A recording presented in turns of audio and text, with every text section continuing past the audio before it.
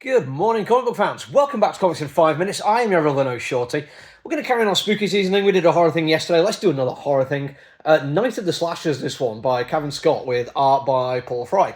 And Night of the Slashers, it's very much a kind of thing which appealed to me. Like, that title alone was why I ordered this book for the shop, because I'm a fan of horror movies, specifically slashers. I've talked before about, like, when I was a much younger kid, I ended up watching The Evil Dead. And yes, I absolutely love those movies and they've stayed with me, but I was also a young and very impressionable kid when I watched Nightmare on Elm Street for the first time, and as such I've then watched all the Nightmare on Elm Street movies, including the really weird TV series.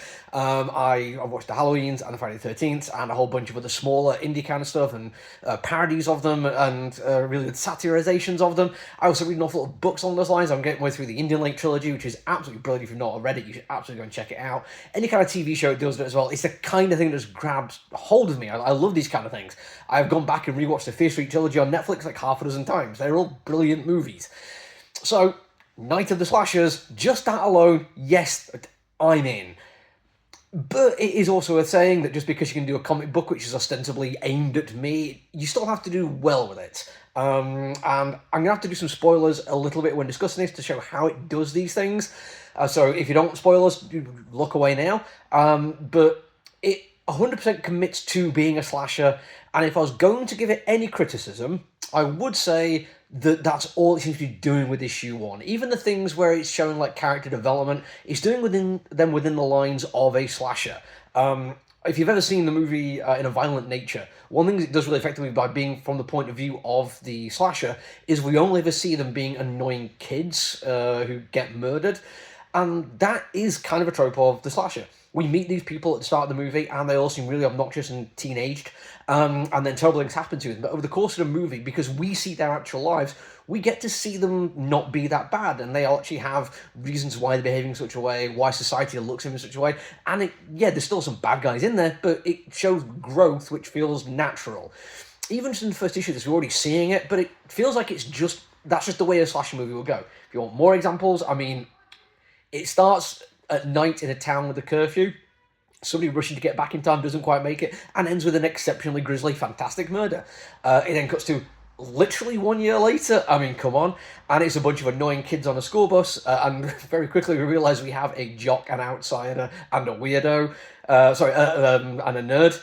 So it's like, yeah, we're kind of setting this up exactly like we would for a slasher. It's going how you want it to, and then due to the most contrived issue possible, they end up in a small town where everyone's terrified that they're going to stay here overnight, and they can't leave, so they have to spend the night. And then we get the reveal, and it's a fantastic end of issue one. It looks brilliant, it's timed to perfection. There's a rather wonderful moment of, well, characters in a horror story being dumb and making stupid mistakes, which are perfect Act 1 kinds of things. And when we get to the end of it, it feels like, okay, we're not quite at the end of Act 1 yet. We still got to get, like, the repercussions of this reveal, but it feels like it is setting up what's going to have, like, Act 2 complications, Act 3 payoff. There's going to be a plot twist. There's going to be an explanation about what's going on. There's going to be resolution. I feel like it's just going through the motions. Now, I don't mind that. I watch a lot of slashers. It feels like it's doing what I expect a slasher to do, and because I like that kind of thing, I'm okay with it.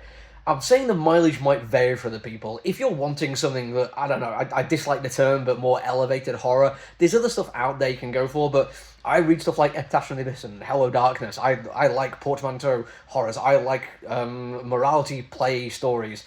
I don't mind just slasher kind of stuff. It's done well, the writing is good, the characters are well realised. Like I say, there's already some growth put in there very, very early on, which shows like it's going to pay off. There is really good dialogue between characters, which gives you a chance to show but not tell what's going on. Some of them are kind of one-dimensional, but in a way which makes perfect sense for it. And it looks pretty cool too. I wasn't too convinced on the art style when I first opened it up.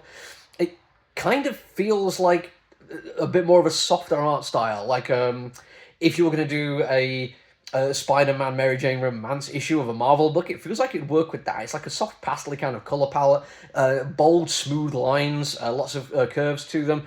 It looks lovely and soft and charming. But again, that feels kind of right for that setup for small-town horror murder fest that we're going to be getting.